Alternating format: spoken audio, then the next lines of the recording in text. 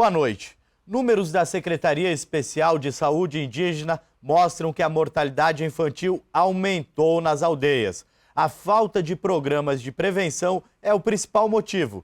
Mas será que faltam recursos ou eles são mal aplicados? Os repórteres Adailson Oliveira e Luiz Cordeiro foram em busca dessa resposta. Esses índios da etnia Runicuí do município de Feijó ensaiam uma música comum na aldeia onde vivem.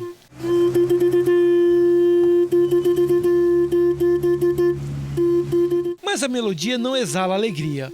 O índio Benedito Martins, que é agente de saúde na sua aldeia, veio até Rio Branco para denunciar o descaso na área de saúde com seus parentes que vivem na floresta. Até hoje não vi melhora na saúde indígena. Hoje nós temos uma sigla muito bonita, a saúde especial indígena. Nada de especial existe. Cada vez as coisas ficando difíceis, cada vez as coisas ficando pior. Nos últimos anos, falar em povos indígenas no Acre nos remete às propagandas oficiais, que só mostram festas. É assim no festival Iawanauá, turistas de várias partes do mundo vêm conhecer um pouco da cultura dos índios do Acre. Recentemente, os desenhos dos Ianauás foram emprestados para o desfile de moda no Fashion Week em São Paulo. Mas todas essas cores e festejos escondem a realidade nas aldeias. Os números da Secretaria Especial de Saúde Indígena mostram que é grande a mortalidade infantil nas aldeias. Em Santa Rosa vêm os casos mais graves.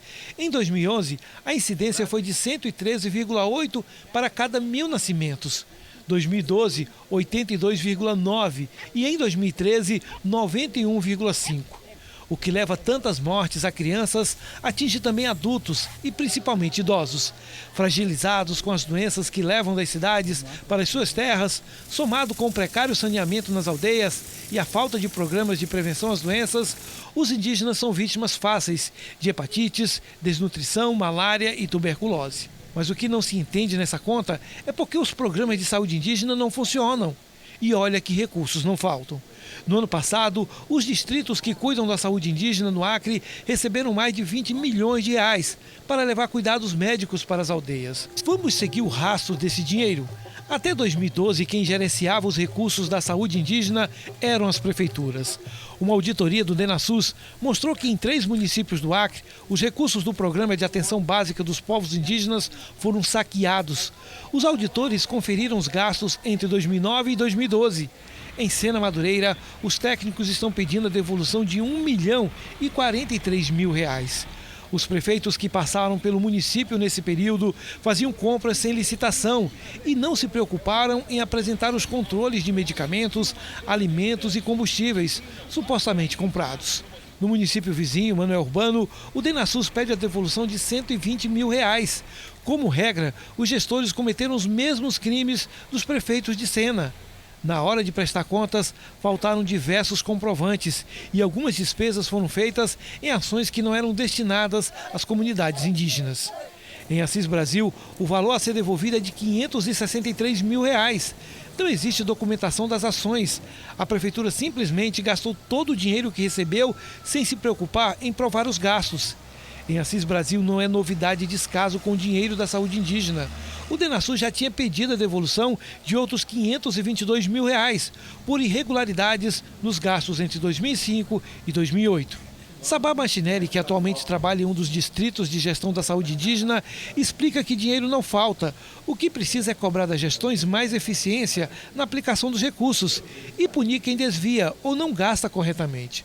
O mau uso do dinheiro da saúde pode ter levado à morte centenas de indígenas. Os povos indígenas pagam com as próprias vidas, essa é uma realidade. E com sofrimento, tanto na parte logística, como por exemplo na questão do transporte, na questão da estrutura, dos postos, dos equipamentos para fazer o tratamento, incluindo também a questão da medicação. Então esse é um prejuízo que, enquanto mais se gasta de maneira equivocada os recursos indígenas, da saúde indígena, mais prejudicado fica os povos indígenas, sim. Em 2012, o governo federal mudou as regras. As prefeituras deixaram de receber os recursos para a saúde indígena. Foram criados os distritos especiais. No Acre são 2, um fica no Juruá e esse aqui, Rio Branco, cuida das aldeias do Purus até Pauini, no Amazonas. Quem esperava que os problemas iam acabar, caiu no erro. As denúncias e reclamações continuam. A saída da saúde, do recurso das prefeituras, em alguns casos até piorou, porque antigamente o pessoal criava algumas estruturas, tinha uma participação maior, mais direta da liderança, dos conselhos nas comunidades, e isso criou por exemplo, os que nós temos hoje de estrutura, de postos, de barcos, ainda é daquela época. Então, depois da criação da CESAI, no nosso caso, foi investido o mínimo. Sabá revela denúncias apresentadas ao Ministério Público Federal, mostrando que os recursos estão sendo mal aplicados. Aqui documentos em que uma aeronave foi fretada para levar indígenas doentes para um hospital, mas havia apenas uma índia. Os outros ocupantes não estavam fazendo tratamento e não eram índios. Por outro lado, os barqueiros em Manoel Urbano pararam porque não estavam recebendo o dinheiro do aluguel dos barcos. Onde foi parar esse dinheiro? Mas é nesse quadro que se descobre como o dinheiro é aplicado. Em vários municípios se vê o superfaturamento dos preços pagos em refeições. Em alguns casos foram pagos R$ 11,40 a mais por um almoço. Quem vai ser internado ou está em tratamento nos polos tem direito a café da manhã, almoço e jantar. A Secretaria Especial de Saúde Indígena paga até R$ 18,40 para o almoço do paciente. A denúncia aponta que um marmitex, que custa entre R$ 6 e R$ 8, entra na prestação de contas como se custasse R$ 18,40. Um acerto entre quem paga e quem vende. O dinheiro que daria para comprar até 3 marmitas iguais. O mesmo esquema funciona no dinheiro usado para pagar o café da manhã, jantar, no aluguel de barcos e veículos. A coordenadora do Distrito Alto Purus explicou que no interior as empresas não podem participar de licitações. O levantamento de preços é feito com grandes empresas, que depois terceirizam com restaurantes do interior. E não é de responsabilidade direta da coordenação do distrito esses valores. Fica inviável que a gente contrate empresas de pequeno porte sem a documentação necessária, né? O pregão é um pregão eletrônico, né? As empresas se credenciam através do nosso processo de licitação e vão dar os seus lances e ganha quem der o menor preço. Em relação a essa variável, que nós pagamos 18 e no restaurante é pago, nós temos o contrato com uma empresa. Se a empresa terceiriza o serviço, isso não é um problema nosso. Nós temos que cuidar da qualidade da alimentação que é ofertada conforme está no contrato. Para a coordenadora, muitas denúncias são politiqueiras e não mostram a realidade do serviço prestado. E disse que nos distritos os recursos são empregados corretamente, com a garantia de todas as prestações de contas. Enquanto predomina a burocracia de quem deveria investigar, os gestores vão fazendo o que bem entendem com o dinheiro indígena. E isso vai aumentando a estatística de casos graves de doenças nas aldeias e mortes. Números que não são medidos e que encontram eco apenas nas melodias melancólicas.